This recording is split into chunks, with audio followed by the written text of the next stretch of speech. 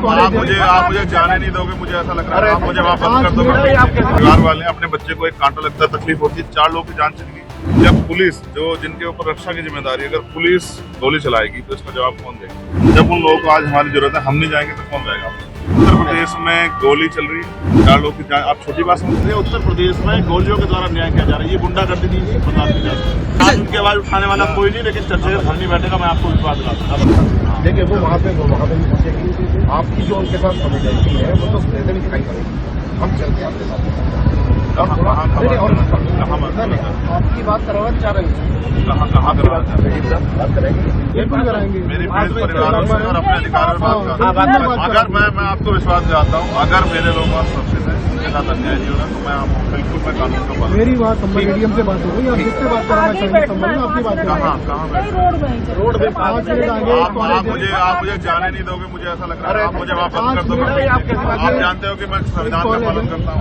हम भी पालन कर रहे हैं। हल्का सा थोड़ा सा एक स्कूल है, हल्का सा उधर का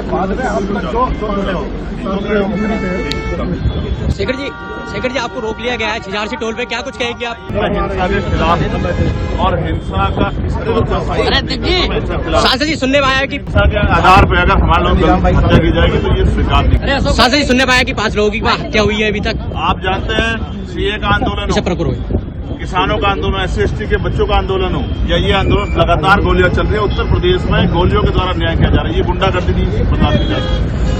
हम अपने लोगों के ऊपर सुनेंगे। मुझे पुलिस के साथ चोट का भी दुख है, लेकिन मैं मानता हूं कि ये कोई साजिश है जिसका शिकार जो है हमारे गरीब लोग। अच्छा, आज उनकी आवाज उठाने वाला कोई नहीं, लेकिन चर्चा के घर नहीं बैठेगा, मैं आपको विश्वास दिलाता हूं। परिवार वाले अपने बच्चे को एक कांटा लगता है, तकलीफ होती है, 4 लोगों की जान चली गई। आपका समर्थन है उनके साथ में, इसका पूरी जानकारी है। और लेकिन देखिए अब आप न तो आपको अब आप मान नहीं सकते। नहीं, मैं कानून का पालन कर रहा हूँ, मैं कानून को नहीं तोड़ना चाहता। मगर मुझे आप ये बताओ कि जब पुलिस जो जिनके ऊपर रक्षा की जिम्मेदारी, अगर पुलिस गोली चलाएगी तो इसका जवाब कौन देगा? आप नहीं देख रहे क्या? और सर्वे कमिश्नर जा रहे हैं, उनके साथ साथ नारेबाजी निश्चित संभल में क्या तो यहाँ भी है, यहाँ भी कहाँ दिखाऊं लेटर? इसके आधार में आने को ऑर्डर होगा। नहीं ऑर्डर होगा, आपसे गलत नहीं बोलेंगे। मैं जहाँ विनीत भटनागर जी तो मेरे यहाँ रहे हैं, मैं लाइए दिखाइए। नहीं अरे सर हम दिखा देंगे आपको, लेकिन सर ये दिखा नहीं है 2 मिनट पहले बैठ के कहीं बात करके। ये नहीं बात, ये आप देखो पार्लियामेंट में सेशन शुरू हुआ, हम लोगों ने इस विषय को उठाया, बहुत जोर शोर से सदन स्थगित हो गया। ठीक है, वो उनको पावर है, विशेषाधिकार है कि वो वहाँ सदन को स्थगित कर दें, बात कर दें, लेकिन यहाँ सड़क पे जब उन लोगों को आज हमारी जरूरत है, हम नहीं जाएंगे तो कौन जाएगा? आपका उनके साथ में ये वो भी जानते हैं इस बात। आप नहीं जानते? उत्तर प्रदेश में गोली चल रही है, 4 लोगों की जान, आप छोटी बात समझते हैं?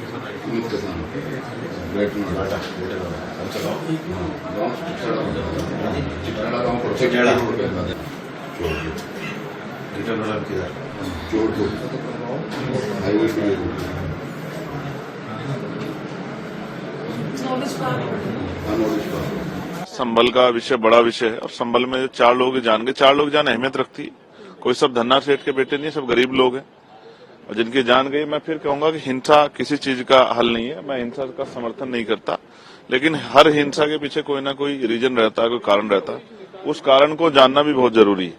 और जिस तरह से लगातार कभी किसी धार्मिक स्थल पे कभी किसी धार्मिक स्थल पे बार बार जो है अपना आधिपत्य दिखाने की और उसके साथ जो है उसको अपने हिस्से में लेने की जो एक कवायद चल रही है, ये देश के लिए अच्छी नहीं है, देश में नफरत फैलाएगी, नुकसान करेगी। आप ये समझिए कि जब वर्शिप एक्ट 1919 है और वो ये कहता है कि 15 अगस्त 47 को जो धार्मिक स्थल जिस स्थिति में था वैसे ही रहेगा, और बाबरी के बाद इसका ये हो भी गया था, तो अब ये नया रोज कभी ज्ञानवापी, कभी बनारस, कभी जो है संभल, ये सब करके जो है मुझे ऐसा लगता है कि बुनियादी मुद्दों से ध्यान हटाना चाहते हैं। सर अखिलेश यादव ने जो कहा कि एक बार सर्वे हुआ था तो दोबारा सर्वे की क्या जरूरत थी, पुलिस की कमी है, सरकार पर आरोप मढ़े जा रहे हैं, आप इससे इत्तेफाक रखते हैं? मैं इस बात से इत्तेफाक रखता हूं कि हिंसा किसी चीज का हल नहीं है। जिन बच्चों की जान गई है, जांच होनी चाहिए और मुझे उम्मीद है कि जो मेडिकल हुआ होगा वो वीडियो रिकॉर्डिंग के अंतर्गत हुआ होगा, जिससे पुलिस की कार्यशैली पे कोई सवाल ना खड़ा हो और पता लग जाए किसकी गोली से जो है 4 लोगों की जान गई। 4 लोगों की जान अहमियत रखती है। आप ये समझिए ना, लगातार जिस तरह का जो है नारे लगे, धार्मिक नारे लगा के। अब ये बताइए, अगर सर्वे के लिए जा रहे हैं सर्वे कमिश्नर, तो धार्मिक नारों का क्या मतलब है? ये उकसाना नहीं होगा? इस उकसाने में जो घटना हुई और जिस तरह की हमारे देश की छवि खराब हो रही है, इसकी कौन जिम्मेदारी लेगा? तो पुलिस प्रशासन, एडमिनिस्ट्रेशन और सरकार तीनों का फेलियर है। और मैं फिर ये कहूंगा कि कोर्ट जाना चाहिए। मैं सबसे शांति की अपील करूंगा कि लोग शांति बना के रखें, लेकिन मैं फिर आपसे स्पष्ट रूप से कह रहा हूं, ये अच्छा नहीं है, देश के लिए अच्छा नहीं है, संविधान की मर्यादाओं के लिए अच्छा नहीं है। संविधान की मर्यादा में आंदोलन हो और गोली से नहीं, वार्ता से जो है लोगों की सबकी सुनवाई हो। क्या आपको नहीं पता इस मसले में दूसरे पक्ष को बिल्कुल नहीं सुना गया, एक पक्ष से फैसला हो गया है? बहुत सारे बड़े इशू हैं, ऐसा लगता है जैसे उनसे भी ध्यान हटाने के लिए सब चीजें की जा रही है। इनमें ईवीएम भी केंद्रित है, इनमें चुनाव में जो उत्तर प्रदेश में जो लोकतंत्र की हत्या वो भी केंद्रित है, और अडानी का भी मामला है। कहीं ऐसे मामला लगता है कि शायद उनसे भी ध्यान हटाने की कोशिश हो सकती है। सबसे पहली बात तो ये है कि संभल की चंडोसी की जो जामा मस्जिद है वो कोई 50 साल 100 साल नहीं, बल्कि 200-250 साल पुरानी मस्जिद है, उससे ज्यादा है। वहां पर कोर्ट की तरफ से बगैर मस्जिद के जिम्मेदारों को, कमेटी को सुने उन्होंने एक एक्स पार्टी ऑर्डर पास कर दिया, वो गलत है। दूसरा यह है कि एक बार तो आपने गलत ऑर्डर दिया, सर्वे हो गया, दूसरा सर्वे जब किया आपने किसी को इत्तला नहीं दी। तीसरी बात यह है कि पुलिस का ये काम था कि मस्जिद कमेटी को कॉन्फिडेंस में लेते या वहां की पीस कमेटी को। चौथी बात यह है कि जो सर्वे करने लोग आ रहे हैं वो प्रोवोकेटिव स्लोगन्स लगा कर आ रहे हैं, वो वीडियो उसका है, पब्लिक डोमेन में है।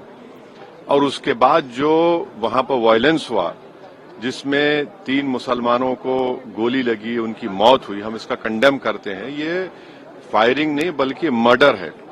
और जब से बाबरी मस्जिद राम मंदिर का जजमेंट आया, जिस बात को मैं पर्टिकुलरली कह रहा हूं कि उस जजमेंट के बाद ये सब चीजें खुलेंगी और एक के बाद एक खुल रही हैं। एएसआई प्रोटेक्टेड मॉन्यूमेंट सब बातें कर रहे हैं, क्या एएसआई के कानून में नहीं है कि आप उसका रिलीजियस नेचर चेंज नहीं, कैरेक्टर चेंज नहीं कर सकते? किस बुनियाद पे कर रहे हैं ये? और आप किस बुनियाद पर अपने फेथ को दूसरों पे थोपेंगे? भाई कानून कोई चीज है ही नहीं है। जिस दिन कोर्ट में सुनवाई होती है उसी दिन ऑर्डर हो जाता है, उस दिन सर्वे भी हो जाता है। ये तो 1948 में ऐसे ही होता है बाबरी मस्जिद में। तो ये जो फायरिंग हुई है, ये फायरिंग नहीं है, मर्डर है। और जो भी ऑफिसर्स इन्वॉल्व है उनको सस्पेंड करना चाहिए और एक सिटिंग हाईकोर्ट जज से उसकी इंक्वायरी होनी चाहिए। ये सरासर गलत है, जुल्म हो रहा है वहां पर तो संभल में। वहाँ के सांसद के FIR दर्ज कर दिया गया। आप जिस पे चाहे कर लीजिए भाई, जिस पे भी चाहे कर लीजिए, जज आप, जूरी आप, सब आप, तो बचेगा क्या फिर? अब सर जेपीसी में आप लोगों ने समय मांगा है, क्या कहेंगे?